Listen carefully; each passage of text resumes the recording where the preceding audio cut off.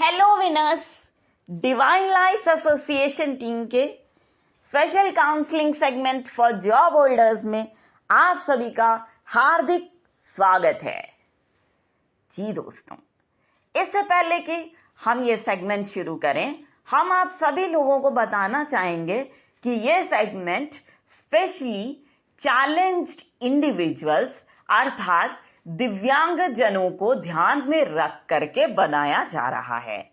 तो दोस्तों, इससे पहले कि हम आपसे बात करें, हम आप सभी लोगों को आपकी ढेर सारी दुआओं के लिए और ढेर सारे सपोर्ट के लिए बहुत बहुत धन्यवाद कहना चाहते हैं। वो इसलिए क्योंकि इन्हीं दुआओं की वजह से हम आज स्वस्थ और सुरक्षित हैं। वो भी दोस्तों ऐसे दौर में जब लोग एक एक सांस के लिए तड़प रहे हैं और अपनी जान देते रहे हैं। अब दोस्तों, आपका सवाल यह होगा कि भाई आप इतने दिनों से ना YouTube चैनल में आई ना व्हाट्सएप ग्रुप्स पर, भैया ऐसा क्या हो गया, हमने क्या गलत कर दिया? तो दोस्तों, हम आपको ये कहना चाहेंगे कि आपसे कोई गलती नहीं हुई है। दरअसल माहौल बहुत बेकार चल रहा है ना, सभी जानते हैं। और इस माहौल में हमें ऐसा लगा कि थोड़ा शांत हो रह करके ये सोचा जाए कि लोगों को किन किन प्रॉब्लम्स का सामना करना पड़ रहा है और क्या इस दौर में उन प्रॉब्लम्स का समाधान संभव हो सकता है। इसलिए हमें देरी हुई। चलिए अब शुरुआत करते हैं। अब दूसरा सवाल आपके जहन में ये होगा कि जॉब होल्डर्स के लिए स्पेशल काउंसलिंग सेगमेंट लाने की जरूरत क्यों पड़ी? दोस्तों, वो इसलिए क्योंकि हमारे साथ एक बार इसी दौर में ऐसा हुआ कि एक हमारे चाचा जी बस्ती में टीचर थे। इलेक्शन ड्यूटी लगी, ये आपको याद होगा, पंचायत चुनाव चल रहे थे यूपी में, तो ड्यूटी लगी भाई उनकी। वो गए और वहां पे संक्रमित हुए, उनको हॉस्पिटल में एडमिट कराया गया, लंग बुरी तरह से इन्फेक्टेड हो गया, लेकिन जो इलाज था वो संभव नहीं हो पाया। जो हम लोगों को सुनना पड़ा वो बहुत ही दुखद हुआ दोस्तों, और इसलिए भी और ज्यादा दुख देने वाला था ये इवेंट हम लोगों के लिए, क्योंकि उस परिवार में एक बच्चा और वाइफ हैं, और वाइफ अर्निंग नहीं है, बच्चा पढ़ रहा है। ठीक है, तो ये बात हुई थी।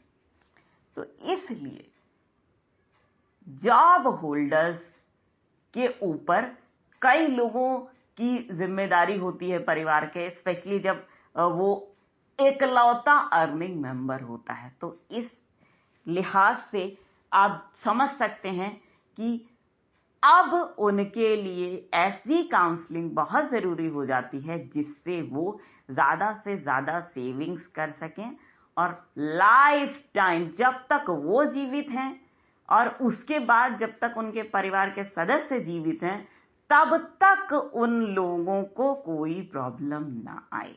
तो दोस्तों, इसका तरीका कुछ इस तरह से है। सबसे पहले जब आप लोगों को जॉब लग जाती है, ठीक है, छोटी उम्र में लग गई जैसे मान लो, तो हम लोग छोटी उम्र में ये लगता है ना कि भाई बहुत ज्यादा पैसे उड़ाओ यार, एंजॉय करो, इतने दिन तरसे थे। तो इस तरह की चीजें लगती हैं, अरे अपनी ख्वाहिश पूरी कर लेंगे कुछ साल तक, उसके बाद जाकर के कुछ सोचा जाएगा, है ना।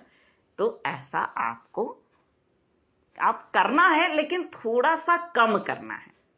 आप क्या करिए, कुछ खर्चे अपने घर के लिए रख दीजिए, कुछ बिना नागा हर महीने कुछ पैसे आपको अपने बैंक अकाउंट में डालना है। बिना नागा, याद रखिए, ठीक है। कुछ बैंक अकाउंट में डालिए और कुछ रकम का आप आरडी कर दीजिए, ठीक है। उसमें से हर महीने डालिए, कुछ रकम का आरडी कर दीजिए, ठीक। अब इसके अलावा और एक काम आप कर सकते हैं कि कुछ रकम आप पोस्ट ऑफिस में अकाउंट खुलवा करके डाल सकते हैं। ठीक है, ये काम आपको बिना नागा करना ही करना है। इसमें किसी प्रकार का इफ और बट नहीं होना चाहिए, क्योंकि आपको भी पता है कि आपकी भी जिंदगी लंबी है, आपके ऊपर अपनी भी जिम्मेदारी है, और किसी किसी केस में परिवार की जिम्मेदारी भी हो सकती है, इसलिए आप चांस नहीं ले सकते हैं। ठीक है, अब चलिए इसके बाद टैक्स सेविंग का और कौन सा तरीका हो सकता है, इस पर बात करते हैं। आप क्या कर सकते हैं, देखिए जैसे जो जॉब करते हैं उनके लिए पीएफ कटता है उनका सैलरी में से, है ना। तो मान लीजिए कि आपका 3000 पीएफ कट रहा है। कितना? 3000। आप उसको बढ़ा करके 10,000 कर सकते हैं, 5,000 कर सकते हैं, 8,000, अपनी जरूरत के हिसाब से। मतलब कोशिश कीजिएगा थोड़ा ज्यादा पीएफ कर देने की, क्योंकि दोस्तों इसका कारण यह है, जब आपको रिटायरमेंट होगा आपका, तो उसमें पेंशन तो है नहीं। ठीक है, जो अमाउंट आपको मिलेगा वो ले दे के पीएफ का सारा आपको मिलेगा, जितना फंड आपके सैलरी से कटा हुआ था उस टाइम पे। ठीक है, तो वो थोड़ा ज्यादा मिले और आपको टैक्स में छूट मिल जाए। इस तरह की चीजों का ध्यान रखते हुए हमने ये चीज आपको बताई। ठीक है, और दूसरा तरीका और एक बता देते हैं आपको, आप और क्या कर सकते हैं टैक्स सेविंग के लिए, ताकि आपकी बचत ज्यादा हो, टैक्स सेविंग भी हो। आप एक काम ये कर सकते हैं कि कुछ चैरिटेबल संस्थाएं होती हैं, ठीक है, उनको जैसे आपने डोनेशन दे दिया, या किसी एक दो बच्चे की रिस्पॉन्सिबिलिटी पढ़ाई की ले ली, है ना, इस तरह का काम आपने कर दिया और उसका बिल आप हर महीने लगाते रहे। ठीक है, तब इससे भी आपके टैक्स की बचत हो सकती है। ठीक है, क्लियर हो गया इतना? आगे बढ़ा जाए? ओके, अब आगे बढ़ते हैं। इसके अलावा दोस्तों ऑप्शन एक इंश्योरेंस का भी होता है, जिससे आप टैक्स बचा सकते हैं, लेकिन इंश्योरेंस के का वीडियो हम अलग से बनाएंगे आपके लिए, क्योंकि उसमें कई कई चीजों का ध्यान रखना पड़ जाता है। कई कई चीजें ऐसी होती हैं जो आपको वाकई, जब तक आप उनसे अवेयर नहीं होंगे ना, तब तक तो पता नहीं आपके साथ लोग क्या करेंगे। ठीक है, तो उसके लिए हम वीडियो अलग से बना देंगे आपके लिए। ठीक है, और इसके अलावा एक तरीका टैक्स बचाने का और है, जिससे आप ज्यादा सेविंग्स को प्रेफरेंस दे सकते हैं। देखिए क्या होता है कि आप तो इस देश में रहते हैं, बात सही है, और एक स्टेट होगा कोई जिसमें आप रहते होंगे, जैसे हम यूपी से हैं। ठीक, तो भाई एक बात बताओ, जब हमें कोई भी चीज होगी, मतलब हम बीमार पड़े, भाई जुकाम हो गया, पेट दर्द हो गया बहुत तेज और सही ही नहीं हो रहा है, तो हम हॉस्पिटल जाएंगे, तो हम भारत के ही हॉस्पिटल जाएंगे ना, हम किसी और देश के हॉस्पिटल तो जाएंगे नहीं। भाई भारत की, देश के ही लोगों की जिम्मेदारी होगी ना हमें संभालने की, और कोई देश के लोग तो संभालेंगे नहीं। तो ऐसे में हम क्या करेंगे? ठीक है, और इसके अलावा एक बात और होती है, जिस स्टेट में हम रह रहे हैं या जिस स्टेट में हमारी जॉब है ना, अगर हमें कोई प्रॉब्लम होती है तो जिम्मेदारी पहले उस स्टेट की ही है ना, उस स्टेट के ही लोगों की तो है। ठीक है, कि हमारा वो ध्यान रखे। तो इस केस में ये सोचते हुए आपको क्या कर सकते हैं आप, कि अपने जो सैलरी है उसमें से कुछ कुछ हिस्सा, जैसे मान लो आपने मुख्यमंत्री आपदा राहत कोष में जमा किया, या प्रधानमंत्री आपदा राहत कोष में जमा किया, या फिर आपने मतलब इस तरह के राहत कार्यों में जमा कर दिया। ठीक है, कहां कहां आप जमा कर सकते हैं? एक तो उस स्टेट में जहां पे आप रह रहे हैं, एक तो केंद्र सरकार को, और अगर आपके केस में ऐसा हुआ है कि आपकी जगह किसी तीसरे स्टेट में हुई है जॉब, तो वहां पे, ठीक है, नहीं तो 2 जगह सफिशिएंट है। तो इस तरीके से आप टैक्स बचा सकते हैं, ठीक है।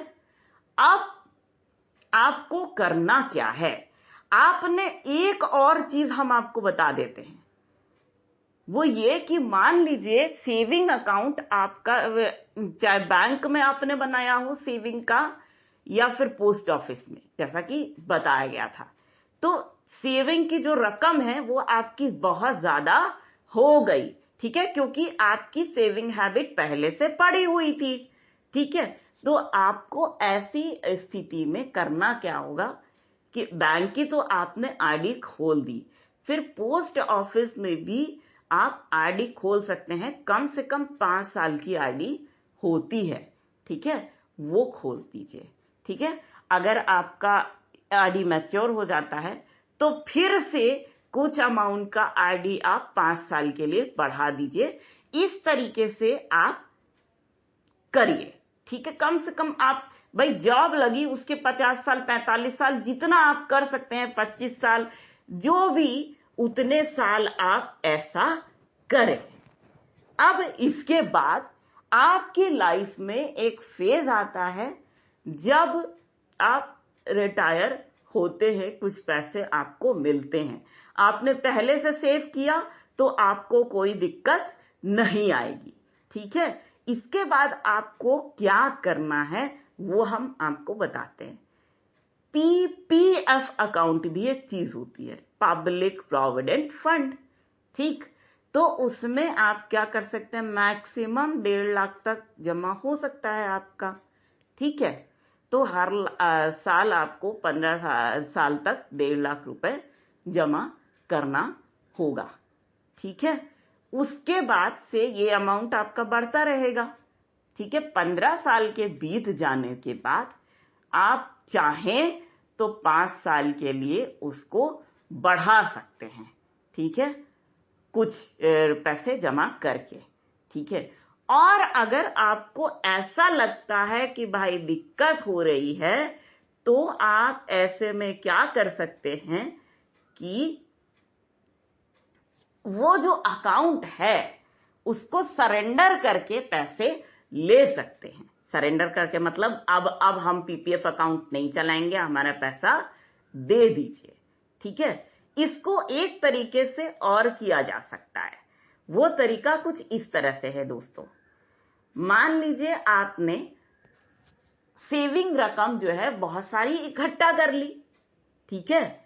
इसके बाद से आप जैसे 18,000 रुपया महीना जॉब के दौरान ही अगर जमा करते हैं अपने पीपीएफ अकाउंट में, तो भी आप इस तरह के काम आसानी से कर लेंगे, ठीक है। तो ये चीजें हैं जिनसे आप किसी न किसी तरह से अपनी सेविंग कुछ हद तक तो कर ही सकते हैं, और जो जिनकी रिस्पॉन्सिबिलिटी आपके ऊपर है उनको कुछ हद तक तो उबार ही सकते हैं। इसके अलावा अगर मेरे दिमाग में कोई ऐसा आइडिया आए जो कि ऐसे लोगों के लिए हो जिनकी सैलरी उस लायक नहीं हो, तो वो भी हम कोशिश करेंगे कि हम बना दें आपके लिए, ठीक है। और हम भगवान से प्रार्थना करते हैं कि जल्द से जल्द हमें वो आइडिया जरूर मिले। तो दोस्तों, इसी बात के साथ हम ये सेगमेंट यहीं पर समाप्त करेंगे, लेकिन फ्रेंड्स हम आपसे एक रिक्वेस्ट जरूर करेंगे, वो ये कि आप सभी लोग हमें कुछ गिफ्ट्स जो हमारे लिए अहम भूमिका निभाएंगे, हमारे लिए बहुत महत्वपूर्ण है, वो जरूर दीजिए। क्या? एक तो आपका अच्छा स्वास्थ्य जरूर दीजिएगा, आपका, आपके परिजनों का और आपके सपोर्टर्स का अच्छा स्वास्थ्य जरूर मिलना चाहिए आपकी तरफ से ये गिफ्ट हमें। दूसरा, आपकी, आपके परिजनों की और आपके सपोर्टर्स की छोटी बड़ी सफलताएं, उनका गिफ्ट भी आप हमें जरूर दीजिएगा।